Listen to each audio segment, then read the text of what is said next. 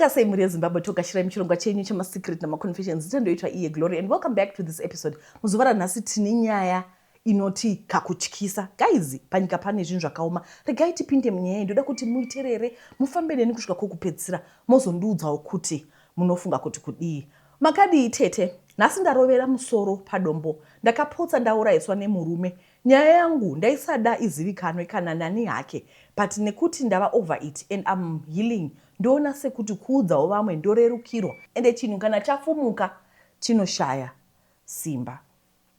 Ndiri mukadzi ane 30 years. Ndakatoroorwa ndikachata zvinofadza. Tikaitawo vana 2 naHabi wangu, kugara 5 years in marriage. Habi akatanga kurura madrezi. Nhasi wabata uno, mangwana uyu ndaipedzerana nemunhu wangu. Magirlfriends ndaisaita zviya zvekufonera musikana ndomutuka. Habi akazotanga kurura mai paakawana basa kuBotswana. Ini ndakambosara kuZimbabwe. Ndakazotevera nemhuri. Takagara 3 months. Ndikaona murume otanga kuuya late. Zvaanga asingamboiti. Kuchechi haachadi kuenda. Behavior yatoita totally change kana bonde rainge radzikira. Foni dzainge dzoiswa mapini. Ndakazoijuma password rimwe dei arara. Ndikaona chat raive rakaiswa karorega, mukadzi achitonyinga murume mai. Ndakaverenga chat rese rainge riripo, mukadzi achitoti, I don't care that you are married, all I want is sex. Aitaura neEnglish. Ndakabva ndaziva kuti asi muzimba, asi ndiwo matswana aya. Conversation ikaratidza kuti vanhu vatova nenguva vachisangana kumalodge, mari achitumirwa. Ndakaita hasha, ndakazorara kuma 3 am nehasha. Ndakatora nhamba dzake ndikazomufonera kwaedza. Ndichimutukisa kwazvo akanditi, chill mami, I'm not taking him forever. Yes, yours. Takanesana naHabi akati ndasiya. I blocked her. Pakapera 2 weeks. Ndakaita sick yedrop iya mai mudumbu makacheka discharge yegreen. Takaenda kuchipatara tese, tikabatwa sick. Takarapwa, but hazvina kunyatsopera nekuti kubva ipapo ndoita discharge yegreen. Mumba makazotanga kuita bongozozo. Vatete, ndakatanga kurota girlfriend yemurume iya ichiuya kuhope, ichirara neni. Ndaitomuka ndakatotesa machira. Dzimwe nguva ndairota achiuya, achirara nemurume wangu, ini ndiripo.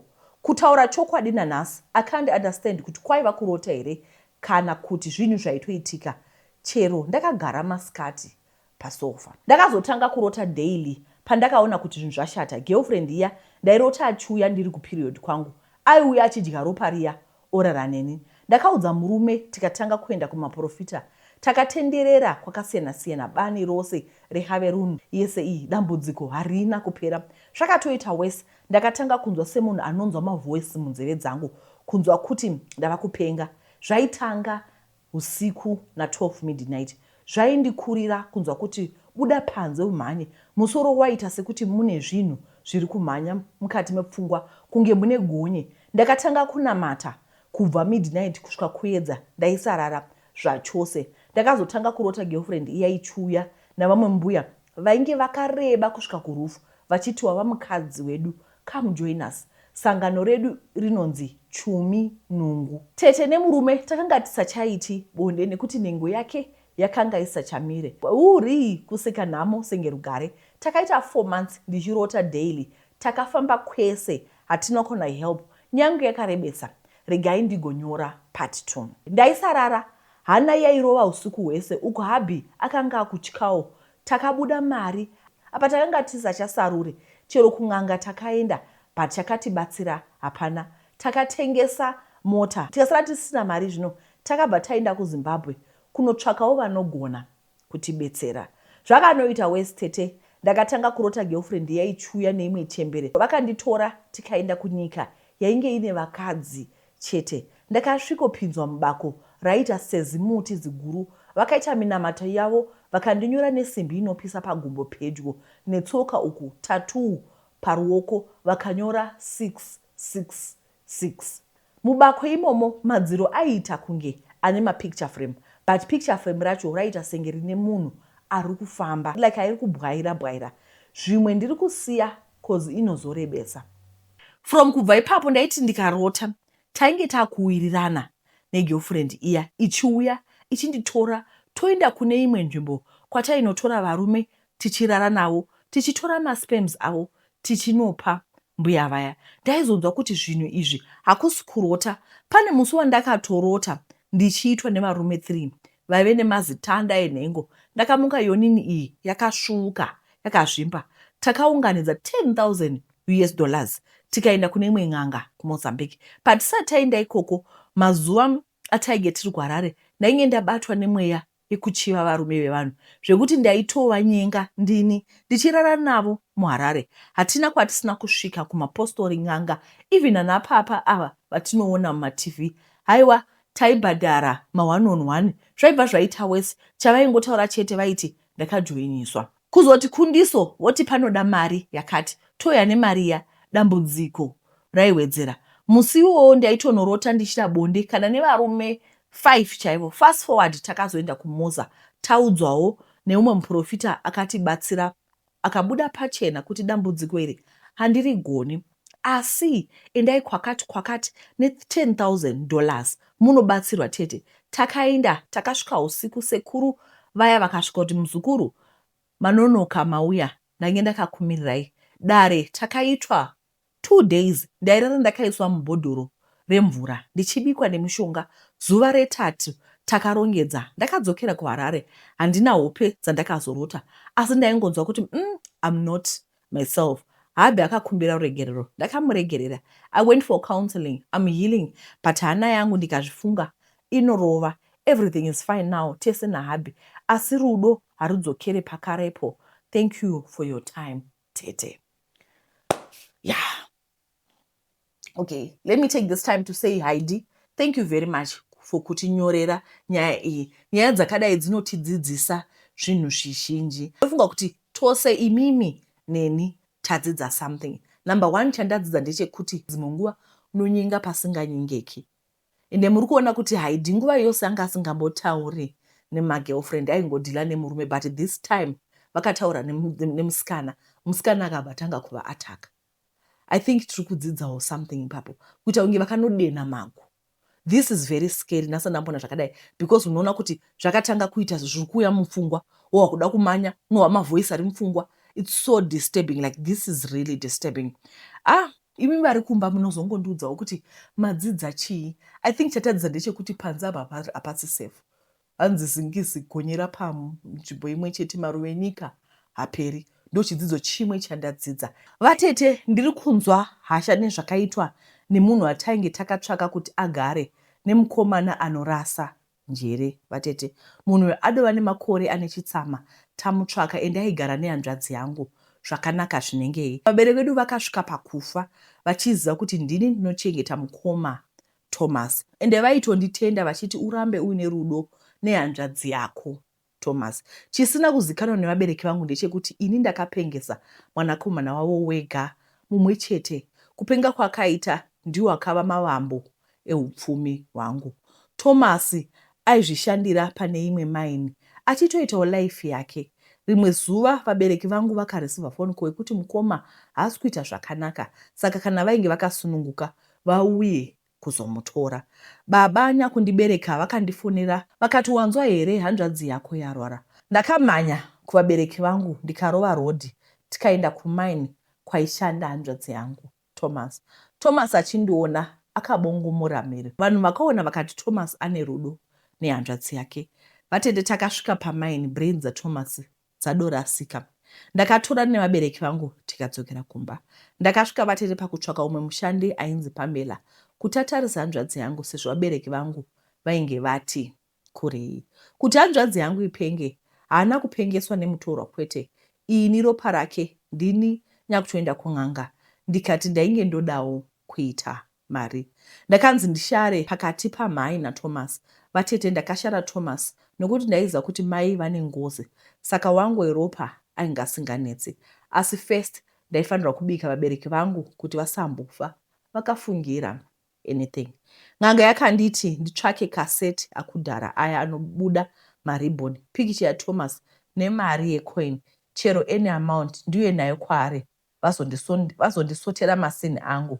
Ndobva ndatanga kuita mari. Ndakatsvaka zvinhu zviya ndikaenda nazvo kun'anga. Vatete, n'anga yakatora pikicha raThomas ikatanga kutaura nekuita zvandaisanzwa. yapedza yakatora kaseti riya rakare aiva nemaribhoni mukati. Kwakunditi ndiende musango pane munzwa ndotanga kukweva maribhoni ekaseti aya ndichienda ndisacheuke. Kubudisa kwandinenge ndichiita maribhoni ndiko kubudisa kwandinenge ndichiita brain saThomas mukati mumusoro wake. Kukweva kwandaita ndiko kupenga kwaachaitawo achienda nenyika. Vatete, ndakaita sekudaro. Pandakanzwa kuti Thomas ava kupenga hazvina kundishamisa nokuti ndini ndaiva onzeri. Chandakangoita kuva a concerned sister, kuva a caring sister, kutwanya brain kwaThomas kwaindibhenefita, kupenga kwaThomas kwaindiitisa mari. Thomas akati atanga kupenga achimhanya achienda nenyika.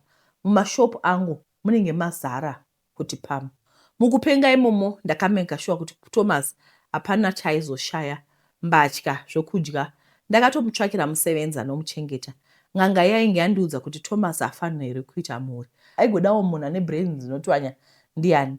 Ndaiziva kuti ndiri safe. Vabereki vakasvika pakushayika havo, asi kushayika kwavo handina ruoko masviri. Thomas akangosara achigara nemusevenzi. Ndaingotumira chikafu nezvese zvaidiwa vatete. Pokugara painge pasinganetsi sezvo vabereki vainge vasiya imba. Asi zvinhu zvangu zvakatanga kusafaya zvakanyanya vatete. Ndakati regai ndimbonoona Thomas kuti ari sei. Ndakasvika mushandi akazvitakura. Ndakabvunza kuti ko ndeipi iyi? Ndikanzi ndeyabhodhi venyu. Ndakabitirirwa kuti chava chiizve. Haisi mhosva here kutora advantage yemunhu anorwara pfungwa. Like I mean, ndiye anozvarira munhu ane njere dzinodambuka. Hanzi takamboenda kuchechi akanonamatirwa. Hanzi Thomas achaita zvakanaka. Vatete, kumwe kufarisa kunoitwa nevashandi, that's not it man. Zvekuenda kuchechi ainge azviudzwa nani. Hakusi kuchenjeresa here uku. Vatete, kupora kwaThomas ndiko kudonha kwangu. Thomas hafaniri kuita zvakanaka zvamushose. Mushandi akaenda naye kuchechi kuti zvidii. Thomas anongopenga achienda, harovani nemunhu. Saka chii chakaitika? Ndiri kufungira mushandi plan anofanira kuenda pasi pevhu chaipo. Kana akataimira imba yakasiyiwa nevabereki vangu achitemba kuti ane mwana wepano, anyangire aona, ndichamugarira mberi. Wotoona kuti pamwe pachona mafamilies tinoroyana mumafamilies. Muroyi wako haasi uko nekuko. Muroyi wako munhu ari padhuze. Ndanzwa mwoyo wangu kurwadza. Ende zveshuwa zvinhu zvacho unoshamisa kuti kune vanhu vakadai here? Is this even real? Like seriously, munhu anonyora tsamba achiti please hide me, achinyora zvinhu zvakadai. Alright, regai tipinde munyaya inotevera. Ndakasangana pabonde naTezvara. Vatete, ndakasangana pabonde naTezvara, asi kwete kuti vaindida kana kuti ndindaivada, kwete, panga pasina kana rudo, asi ndakaroorwa mumusha mekuti muroora mutsva anotanga asangana naVatezvara pabasa. Haisi secret, vamwene vanenge vachitoziva nokuti ivo pavakauya vari mwenga vakadosanganawo pabonde naTezvara vavo. Haisi secret zvakare, murume wangu aitozviziva. Vana mai guru, vakadzi vana bankuru vakasanganawo nazvo. Vatete, zvichira kuti mwana wandichazvara mukadzi wake achasanganawo pabonde nemurume wangu. Vanenge vava aTezvara. Zvinhu izvi zviri strange, asi zvinoitika muno muZimbabwe. Handichataura hangu nzvimbo yacho yazvinoitika nekuti chinangwa changu ndichinyora nyaya iyi hakusi kutsvaka kuti vanhu varwe, asi kutaura zvinhu zviri kuitika muno muZimbabwe munyika medu. Ndakaroorwa nemurume wangu zvakanaka zvinengei. Hama dzake kusanganisa baba vaitovepo vatete. Zvese zvakabviswa, hapana chakasara. Ndakanopembererwa mumusha ndiri mwenga mutsva. Ndakanoperekwa nambuya vangu uye natete vangu. Takatamba hurora tikapedza. Vainge vandiperekedza vakaoneka ndokudzokera. Vamwene navatete hanzvadzi yababa vakandigarisa pasi. Mukandiudza kuti mumusha mavo maive nemutemo. Vakataura mitemo yakasiyana siyana yaiva iri normal, asi vakapedzera kutaura ndiwo wandakapokana nawo. Ndakanzi ndinofanira kusangana pabonde naTezvara. Vatete, ndakaramba. Asi nezvemushonga here? Chikuriro changu chose ndainge ndisati ndambozvinzwa. Ndakafonera vatete vangu vakati hakuna zvakadaro. Ndakaramba ini handina kuvinga Tezvara pano, ndainge ndavinga murume wangu.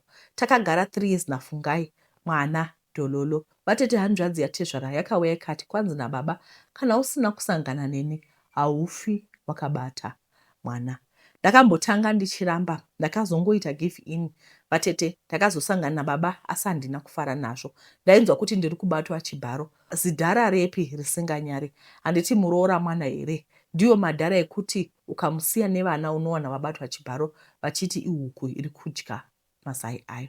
Vatete ndakazotevedza mwedzi miviri, wechitatu handina kutevera, ndakaita mwana asi ndine chigumbu mukati memwoyo wangu. Chokwadi kumanikidzwa kusangana natezvara pabonde, nanhasi handina kuvaregerera. Kana iri mishonga ndichameka shuwa kuti ichaparara, zvichaperera pandiri. I can't imagine muroora wangu achipinda tsekwende yakadai.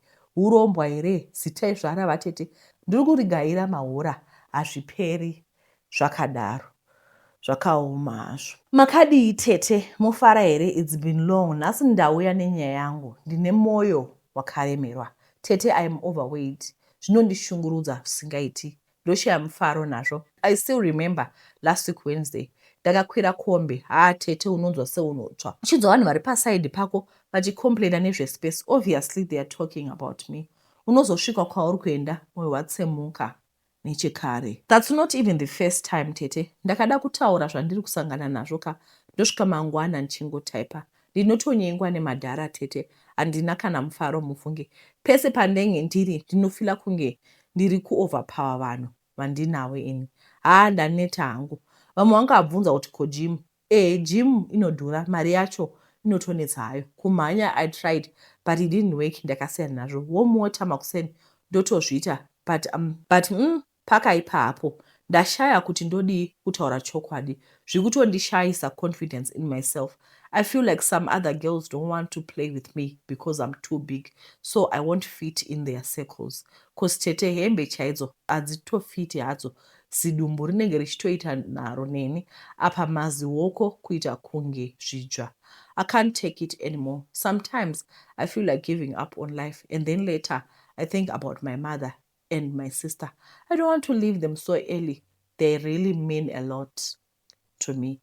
Tete, I'm lonely in terms of shamwari ne-boyfriend chaidzo, because every guy I meet anongoda kungorararara vachifunga kuti I'm big enough to have sex. Hapana kana ari serious zvake. I need to be loved tete for who I am. Apa chinozondirwadza ndechekuti after breaking up munhu anouya kuinbox achiti I found someone small and portable for me. Imagine tete. Ndinofila sei pakadai. When I was 12 years old, I still remember ndakatumwa namam vangu kumashop of which ari padhuze nebar. Tete regai ndimbochema. Ndakateerwa nevarume old enough to be my fathers. Imagine. Hanzi yeye wakanyatsokorera unotifadza zvakanaka. They were giving me nasty comments about my body. From that time, I lost the bubble in me. I lost myself and confidence. You once spoke to me kuti ndiite embrace my body, but tete I tried and zvakatora mbazvo. Ndinongoshuvira kuti dai ndaitawo slender, ndaluza weight, ndaitawo body iri nani. I'm thinking of starting kuita zveherbal life. Asi zvodhura shame. Handina kana mari yacho tete, I need help. Ndodawo kuasistwa neherbal life. Chero mari vanhu vakangokwanisa hawo kutumira, it's okay. For now mari iri kudiwa $65. Vanotondidzikisira ne$10. Asi still 65 ndoiwanepi. Tete, vanhu kana kwanisa kundibatsira vanongonditumira panhamba idzodzi. Kutori kukumbira. Ndaneta nekuitwa sidelined. Loneliness ikutondirowa izvezvi, especially ndiri kuno kuchikoro. Handiri kumba zviri nani because my family makes me happy tete. Chero zvinhu zvakaoma sei kungoona family yangu ichifara, ndizvo zvoga zvandinoda. Hondo inongotanga kuchikoro ndiri ndega tete. My roommate is also toxic. She tells her friends that I'm unlovable because I am fat. I admit that sometimes I snap because my mind is not at ease.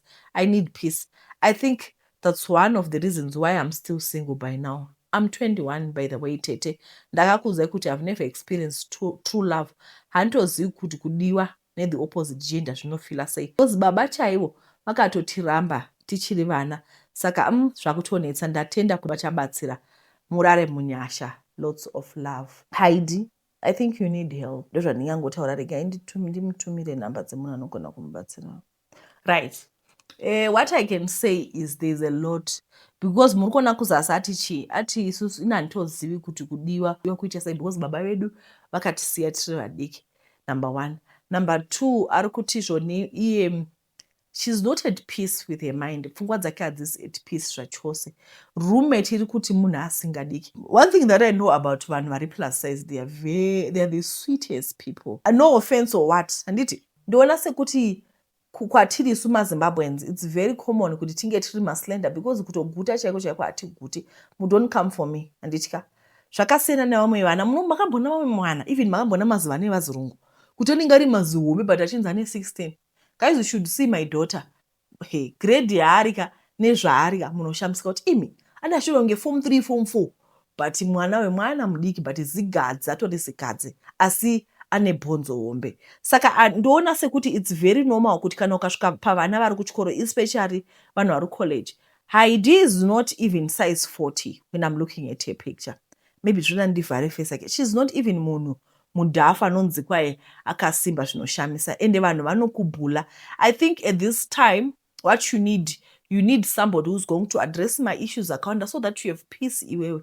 Handiti number 1 ndakutumira namba iyi utaure nemunhu wandakutumira namba iyi achakubatsira.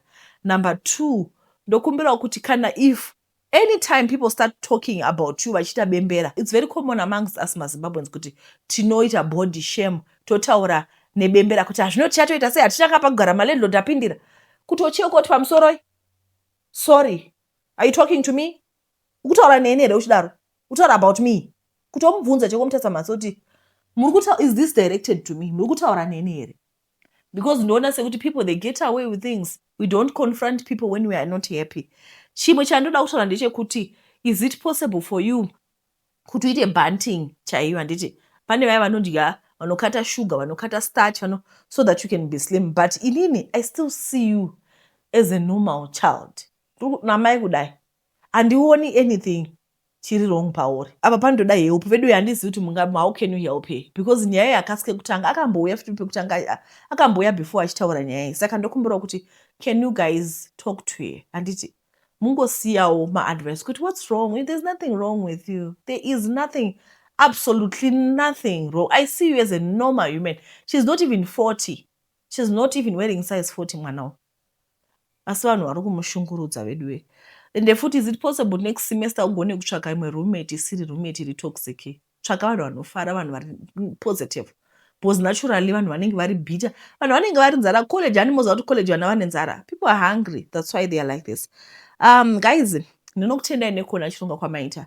Tichadzoka zvekare nenyaya dzenyu. At this time nhasi taita nyaya dzedu but nyaya dzedu shoma. Saka ndokumbira kuti mutumire nyaya musarega. Vari kufacebook vari kucomplaina kuti mavideo edu mapfupi because Facebook inotora ma3 minutes tikaisa zimndandanda imunogara for 1 minute ndosaka tizoguma taisa mavideo mapfupi. Vari kuTikTok, thank you guys for the support, the love, everything. Aiwa muri zvibaba vanhu vari kuTikTok zvibaba.